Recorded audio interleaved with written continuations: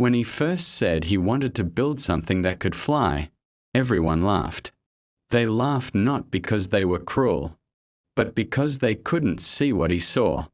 A boy from a poor village, living in a broken house, talking about making a machine that would touch the sky. It sounded like a joke. Every time he walked through the village with a piece of metal or an old wheel in his hand, people whispered, "There goes the crazy dreamer." Some laughed openly. Others simply shook their heads. But he never argued.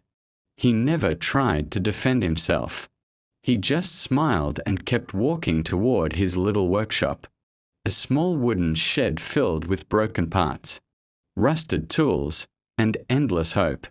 At night, while others slept, he worked by the dim light of a single candle. His hands were bruised, his clothes were torn, but his eyes, they burned with belief.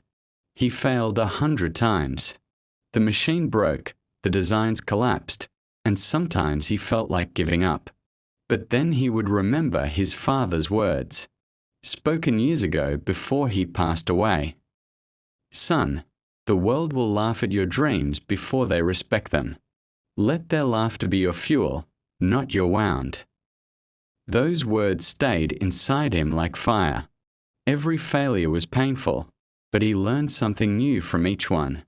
Every broken piece taught him how to rebuild stronger. Years passed. People grew tired of mocking him. His dream had become an old story, but he didn't care. He kept improving, step by step, mistake by mistake, until one morning, something changed. The sky was clear, the wind calm. He rolled his wooden machine out to the field. For a long moment, he stood there in silence. Then he whispered to himself, "Let's try one more time." When the machine began to move, a few villagers stopped to watch. They expected another failure. But this time, as the wind caught the wings, something unbelievable happened. The machine lifted off the ground. It didn't fly high or long, but it flew. Even if only for a few seconds, it defied gravity. The same people who once laughed stood frozen, their mouths open in disbelief. The boy, now a young man, watched it land softly in front of him. His hands trembled, tears rolled down his cheeks, and for the first time, he smiled not with hope, but with victory. That day, no one laughed. The silence of the crowd was louder than any applause. His mother ran to him, crying with pride. The people who once mocked him now looked at him with respect.